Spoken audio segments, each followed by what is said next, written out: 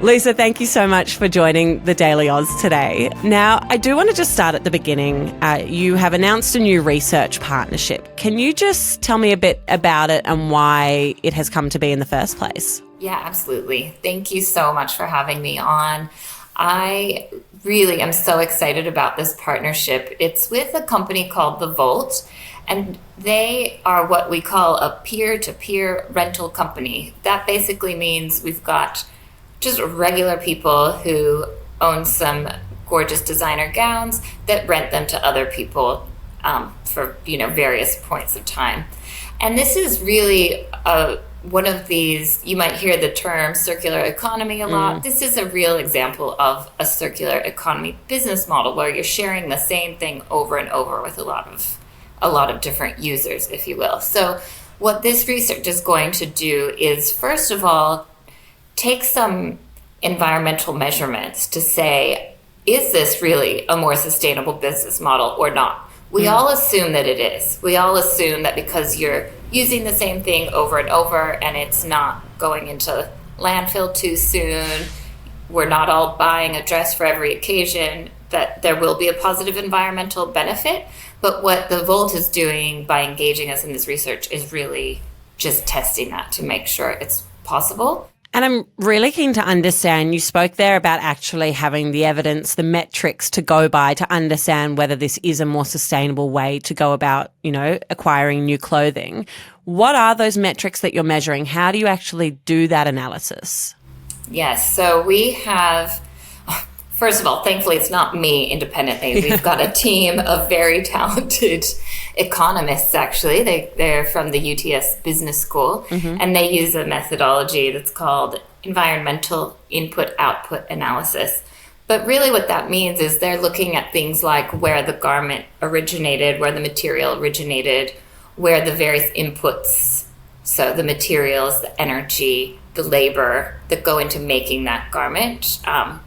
They're looking at those types of figures to get basically like a footprint for that garment, and then also looking at what we call the use phase. So when that dress is being used and being worn, what are the how far is it traveling between each renter? How is it being laundered? So is it being hand washed? Is it being dry cleaned? If it's being dry cleaned, what chemicals are being used? And then also, what are the steps that are being taken to maybe even extend the life of that dress further through mending and repairs? So they're really taking this full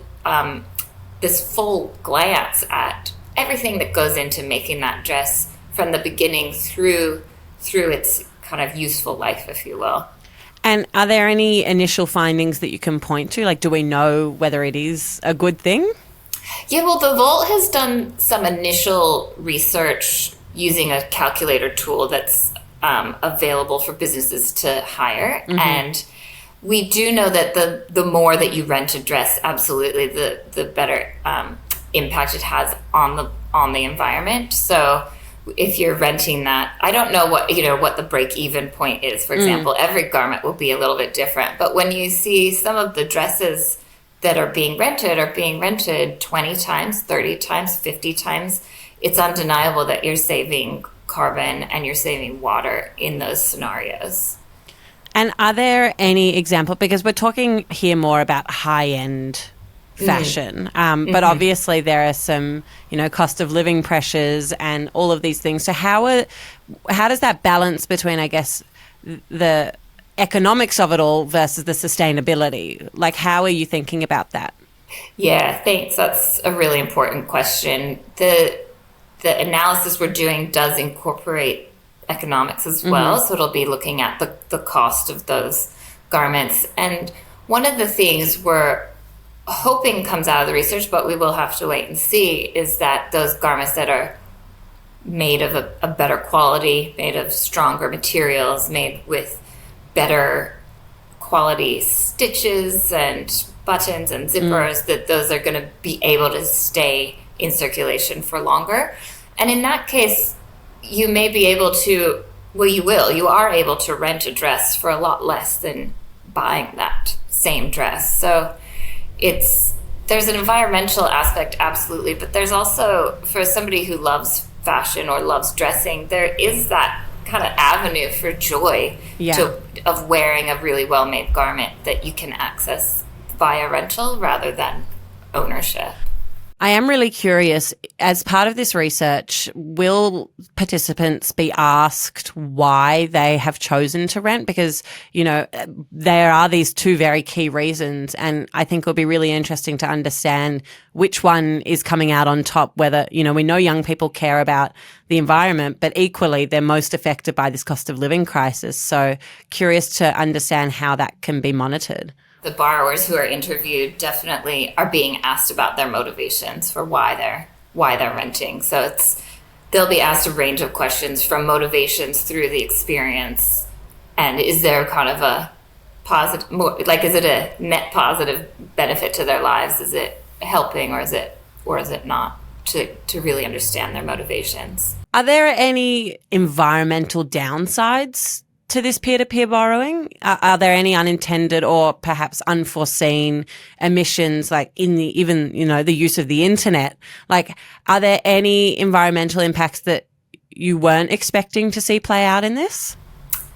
Well, I think we're just at the beginning of our research, but what we've seen in research in other rental markets is really looking at whether that garment was going to be used or not, and is it genuinely replacing a purchase. So what we do know from previous research is occasion wear is absolutely a category that you're getting positive environmental impact from renting, because that's something most of us have done it. I'm guilty of it. You have an event coming up. Have a wedding every weekend. Exactly.